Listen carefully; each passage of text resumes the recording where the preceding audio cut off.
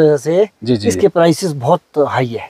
अच्छा, इसके प्राइसेस हाँ, बहुत मतलब ये डिमांड में रहता है। अच्छा, और जो है वो ये है कि ये स्ट्रॉन्ग अल्टरनेटिव बेरर है ये। अच्छा हाँ, बहुत मतलब देख भी सकते हैं, फ्रूट साइज बहुत सही है, इवन थिनिंग भी नहीं है इसमें, तो 2-3 फ्रूट। नमस्कार बागवान भाइयों, जेटी ऑनलाइन स्ट्रीम में आपका फिर से स्वागत है। और अब प्रोग्रेसिव बागवान मिस्टर प्रेमटा जी के साथ फिर से कुछ एक टॉपिक रहते थे। वो था आपका फ्यूजी वैरायटी और दूसरा था पोस्ट हार्वेस्ट। तो ये इन्होंने एक फ्यूजी वैरायटी की एक मतलब सिलेक्शन की है 8000 एलिवेशन के आसपास। तो मैं इनसे 8200 पे है ये। तो मैं इनसे जानूंगा कि इसका परफॉर्मेंस किस तरह से है, मतलब ये किस तरह से परफॉर्म कर रही है। बाकी देख भी सकते हैं, फ्रूट साइज बहुत सही है, इवन थिनिंग भी नहीं है इसमें, तो 2-3 फ्रूट आपको देखने को मिलेंगे। तो मैं अगर इनसे पूछूं, अगर हम लोग रेड डिलीशियस को छोड़ के गाला या फ्यूजी इन किस्मों पे जा रहे हैं, हनी क्रिस्प वगैरह, तो ये आपका मानना, आप खुद भी ये सोच के चले कि अब जो फ्यूचर से जी इसके प्राइसेस बहुत हाई है। अच्छा, इसके प्राइसेस हाँ, बहुत मतलब ये डिमांड में रहता है। अच्छा, और सेकेंडली जो फ्यूजी में एक इशू है वो ये है कि ये स्ट्रॉन्ग अल्टरनेटिव बेरर है ये। अच्छा हाँ, बहुत मतलब इसमें बहुत एग्रेसिव थिनिंग करनी पड़ती है। साइज बहुत अच्छा होता है जी और मेच्योरिटी लेट है इसकी, ये अक्टूबर पकड़ लेगा कम से कम। साइज तो आप देख ही पा रहे होंगे, एक बड पे 3 दाने हैं, तो ऑलमोस्ट लार्ज क्रॉस कर चुके हैं। और मैं एक चीज भी नोटिस कर रहा हूँ कि कलर फॉर्मेशन है वो यूनिफॉर्म है, बड़े दानों में भी वैसा ही कलर है, छोटे में भी इसी तरह से चला हुआ है। तो आपने एक चीज बताई कि ऑल्टरनेट बेयरिंग का इशू फ्यूजी पे है, तो उसको ओवरकम करने के लिए हैवी थिनिंग करनी पड़ेगी जी। मतलब इसमें बड आपको सारे कंज्यूम नहीं करने पड़ेंगे। ऐसा तो नहीं है कि इसमें कोई प्लांट ही पूरा रेस्ट पे जाता हो ऑल्टरनेट? नहीं, अगर आपने पूरे बर्ड्स नहीं कंज्यूम किए जी तो उसमें तो आएगा फिर फूल, उसमें तो ऑब्वियसली उसमें आएगा। अच्छा, अगर आपने पूरे कंज्यूम किया तो अल्टरनेट बेयरिंग पे मतलब हैवी थिनिंग मांगेगा फ्यूजी। आप कोई भी स्ट्रैंड लगा दे, और अगर आपने अल्टरनेट बेयरिंग से बचना है, ये इसका करैक्टर है फ्यूजी का, अल्टरनेट बेयरिंग पे जाता है। इसमें ऑलमोस्ट फुल कलर है। अच्छा, और ये फेंडअप फोनेक्स फेंडअप करके है ये जो फोनेक्स फेंडअप करके वैरायटी है, और ये फुल कलर आता है। तो अभी जो कलर फॉर्मेशन है ये यहाँ पे पहुंची है। अभी कितने दिन रहेंगे हार्वेस्ट करने के? अक्टूबर पकड़ेगा ये, अक्टूबर में हार्वेस्टिंग होनी है। तो देखिए कितना टाइम है अभी से लेके। तो जो इसका एक फ्यूजी का रहता है पिंकिश कलर, वो भी शायद इसमें आ जाए लेटर और सूनर, क्योंकि अभी टाइम बहुत ज्यादा है। तो इस तरह से ये आपका ये वैरायटी है। इवन हमारी एलिवेशन पे भी अगर मैं बात करूं 6500 फीट पे, तो हमने किंग फ्यूजी लगाया है ग्रोफन, तो उस पे कलर आ रहा है। पर मुझे नहीं लगता, जैसे हम डिस्कस कर रहे थे कि 7000 से नीचे फ्यूजी पे काम करना ये मतलब सही चीज रहेगी, या मतलब किस तरह से आप आंकते हैं इसको? नहीं, जब यहाँ आने में दिक्कत आ रही है तो वहाँ कहाँ से आ जाएगा? मतलब बिलो 7000 आप फ्यूजी पे बल्क पे काम ना करे, कुछ एक पौधे लगाए वैरायटीज के। अगर आपका आता है तो ठीक है, पहले उस पे ट्रायल्स करें, क्योंकि 7000 से नीचे इवन 8000 पे वो आएगा नहीं। ट्रायल हमने कर दी है वैसे। हाँ, इन्होंने ट्रायल कर दिए हैं। तो फ्यूजी की जो आपकी कल्टीवेशन है वो 8000 से नीचे या 7000 से 8000 प्लस पे ही आप इस वैरायटी पे जाए, तो ये चीज है। बाकी एक चीज रहती थी हमारी, कोई हाई कलरिंग स्टेन्स होगी जी आई एम नॉट अवेयर, मुझे पता नहीं, मालूम नहीं है। अच्छा, वो एक्सेप्शन है। अगर कोई हाई कलर स्ट्रेन इस पे आती है जो इस एलिवेशन पे भी काम करे 6-7 पे, तो वो हम लोग आपसे डिस्क्लोज करेंगे अगर हमारे पास ऐसा कुछ आता है। और भी किसी बागवान भाई के पास आता है तो उससे रिक्वेस्ट है कि वो सभी बागवानों से शेयर करे। मेरे को नॉलेज नहीं है। हाँ, हमारी नॉलेज में ये चीजें नहीं है, ना इनकी नॉलेज में, ना हमारी नॉलेज में। तो ये चीजें हैं। बाकी मैं एक चीज और लेना चाहूंगा, पोस्ट हार्वेस्ट मैनेजमेंट। बहुत सारे लोग कंफ्यूज है और बहुत सारे लोग इस पे वीडियो बनाना चाह रहे थे आपके माध्यम से कि पोस्ट हार्वेस्ट कैसे करें। लो हाइटे हैं, मीडियम बेल्टे हैं, सेब टूट चुके हैं, इवन हाइटे भी अब शुरू है, ऑलमोस्ट आधी खत्म है। तो उस पे अगर पोस्ट हार्वेस्ट का टाइम है तो किस तरह से पोस्ट हार्वेस्ट करें, ये आप थोड़ा सा डिस्कस करें बागवानों से। पोस्ट हार्वेस्ट जो है ना, ये सबसे इम्पोर्टेंट है जी। एक्चुअली हम जो अपना फायदा करके निकल जाते हैं, पौधों को भूल जाते हैं। तो पौधा कब याद आता है कि अगली साल लगनी चाहिए, दिसंबर के महीने में याद आएगा।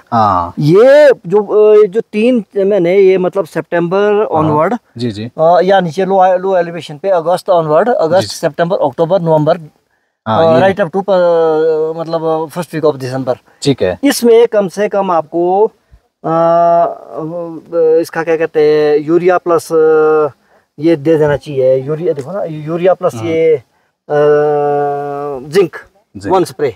यूरिया प्लस यूरिया आप 1.5 kg। अच्छा। जिंक आप डाल दो चिलेटेड 100 ग्राम्स। अच्छा अच्छा। एक स्प्रे इसकी दे दो, बाकी एनपीके की 2-3 स्प्रे दे दो आप। ठीक है। हाँ, क्योंकि अब तो कोई इशू भी नहीं है, कोई फंगीसाइड भी कॉकटेल बनाने की जरूरत भी नहीं है। ठीक है। डाल दो आप 2 एनपीके की कर दो, वो क्या प्लांट अपने पास रिजर्व रखेगा। अच्छा, वो रिजर्व रखेगा नेक्स्ट फ्लोरिंग और फूड सेटिंग के लिए। किसी के पास ड्रिप है तो नीचे वो 1-2-13-0-45 भी फ्लश कर सकता है, नाइट्रोजन भी मिल गया। अच्छा। और फॉस्फोरस का भी कोई ज्यादा रेलिवेंस नहीं है, रूट डेवलपमेंट में वैसे भी बंद हो जाएगी। अच्छा। पर आप ये कर सकते हो कि मैंने तो बल्कि कई बार माइक्रोराइजा भी डाल देता हूँ इन स्टेजों में, नीचे पर ड्रिप इसमें फर्टिगेशन। हाँ, थोड़ा बहुत बूस्ट मिल जाता है प्लांट को। अच्छा अच्छा। हाँ, और नई रूट्स फ्लश हो जाती है। अच्छा अच्छा। और अपने पास वो प्लांट के पास रहता भी है, वहाँ पर इंक्यूबेटर नेक्स्ट ईयर हो जाएगा जब प्रॉपर टेम्परेचर आएगा। अच्छा अच्छा। मतलब ये जो है आप बोल रहे हैं न्यूट्रिशन में, अगर हम बात करें न्यूट्रिशन को लेके, तो नाइट्रोजन प्लस जिंक वो फॉलियर आप कर सकते हैं। उसमें आप एनपीके भी दे सकते हैं, वो बाद में। हाँ, वो दूसरी अलग है। हाँ जी, वो दूसरी एप्लीकेशन है। शुरू में आप नाइट्रोजन में यूरिया प्लस जिंक दे दे। इसमें मैग्नीशियम भी कोई लोग बोलते हैं उसको जरूरत होती है क्या? मैग्नीशियम क्लोरोफिल, अगर पोटाश का प्रोवाइडर, अगर आपने 1 किलो पोटाश डाल दिया जी जी यहाँ पर, फिर आपको देना पड़ेगा। अच्छा, अगर आपने पोटाश डाला है नीचे सॉइल में, अगर 1 kg डाला है आपने पोस्ट हार्वेस्ट, ठीक है, तो वो रेट्रोस्पेक्टिव इफेक्ट रहता है उसका पोटेशियम का, कि वो इसको क्या कहते हैं, लोअर करता है मैग्नीशियम के अपटेक को। मतलब ये वाइस वर्सा है। मतलब पोटाश वर्सेस मैग्नीशियम। मतलब अगर ये ज्यादा पड़ेगा कम हो जाएगा, पोटाश ज्यादा पड़ेगा तो मैग्नीशियम की डेफिशिएंसी आएगी, अपटेक होने में डेफिशिएंसी आ जाएगी। हाँ, तो अगर आपने पोटाश बहुत ज्यादा यूज किया है सीजन में, तब आप मैग्नीशियम यूज करें, अदरवाइज अवॉइड भी कर सकते हैं ना। और उसके बाद अगर आपकी लीफ हेल्थ ठीक है तो सेकंड स्प्रे इन्होंने बोल ही दिया एनपीके। और इसमें कई लोग बोरॉन भी ऐड करते हैं जैसे पोस्ट हार्वेस्ट, तो ये जरूरी होता है बोरॉन ऐड करना? बोरॉन का तो मेरे को कोई रेलेवेंस नहीं समझ आई, पर मैग्नीशियम का तो चलो फिर भी एक जस्टिफिकेशन बनती है। अच्छा अच्छा। जी जी। और जिंक किस का यूज क्या होगा यहाँ पे इस स्टेज पे आके पोस्ट हार्वेस्ट में? इमीडिएटली कर दो 5-7 दिन के बाद। जिंक का तो ये रहेगा ना कि प्लांट के पास अपने पास रिजर्व हो गया। और आपकी फ्लोरिंग के लिए यूनिफॉर्म स्प्राउटिंग के लिए, यूनिफॉर्म स्प्राउटिंग में जिंक हेल्प करता है। तो वहाँ पे आपको ये करना चाहिए पोस्ट हार्वेस्ट। तो ये हो गया न्यूट्रिशन को लेके। अब दूसरी सबसे बड़ा इशू रहता है फंजीसाइड या इंसेक्टिसाइड। किसी के माइट का इशू था, किसी के लीफ फॉल का इशू था। तो ये सारी चीजें अगर आपने उसको सैनिटाइज करना है, ऑर्चर्ड को क्लीन करना है, तो पोस्ट हार्वेस्ट कैसे करें? मतलब इसमें कौन सी स्प्रे होनी चाहिए? पत्ती तो आपको बचानी पड़ेगी। आपको जो है नवंबर, लास्ट वीक नवंबर तक हमारे को पत्तियां चाहिए होती है, ताकि प्लांट का साइकिल घूमता रहे। अच्छा, है ना जी? ठीक है। तो पत्तियां तो चाहिए होती, पत्तियां तो बचानी पड़ेगी। अच्छा। वो आप जैसे मर्जी बचाओ, हर किसी के अपने अपने तरीके होते हैं। पत्तियां अपनी बचा लो आप, ठीक है ना जी। पर ये मतलब जो ये आपके 2 स्प्रेज इसके एनपीके के बोले मैंने, यूरिया के अलावा, वो प्लांट के पास रिजर्व आ जाएगा। और एक चीज और भी होती है, जो प्लांट हेल्थी होगा, जैसे मानो आप यंग ट्रीज है, उसके 2 रीजन होते हैं। यंग ट्रीज का पत्ती नहीं गिरती, बड़े पेड़ों की गिर जाती है। जी हाँ, बिल्कुल नोटिस। एक प्लांट हेल्थ इशू होगा, प्रॉपर सनलाइट होगा इशू दूसरा उसमें, क्योंकि छोटे पेड़ में सनलाइट प्रॉपर जा रही है, ठीक है ना जी। अब ये इन दोनों में से कौन सा ज्यादा उसको मतलब वो कर रहा है, इन्फ्लुएंस कर रहा है, ये कह नहीं सकते। अच्छा। पर ये कि हेल्दी ट्री में बीमारियां भी कम लगती है वो चीज। तो न्यूट्रिशन देगा तो हेल्थ है। नहीं, जैसे पोस्ट हार्वेस्ट में फंजीसाइड हम ब्लाइटॉक्स यूज करते हैं जनरली। हाँ जी। मैक्सिमम बगीचों में होता है। तो एक ब्लाइटॉक्स है, दूसरा एचएमओ है, ऑयल है। तो आप कौन सा करते हैं और कौन सा करना चाहिए? मैं ब्लाइटॉक्स तो करता नहीं, मेरे को तो कोई 15 साल हो गई है, क्योंकि Blitox is not easily biodegradable. अच्छा, बायोडिग्रेडेबल है। ब्लाइटॉक्स में चूना और नीला धोता है, कॉपर सल्फेट है, ठीक है जी। कॉपर सल्फेट एक ऐसा है कि जो अगर आपने एक डोज दे दिया तो अगली 25 साल के लिए वो आपकी सॉइल में रहेगा, घूमता रहेगा। और ये माइक्रोबियल एक्टिविटी को जो सबसे ज्यादा जो है ये मारता है। अच्छा, मेटाबॉलिज्म है, नॉट मतलब माइक्रोबियल एक्टिविटी को ये हिट करता है। अच्छा अच्छा। कॉपर सल्फेट, तो कॉपर देना है आप तो ईडीटी फॉर्म में दे दो ना।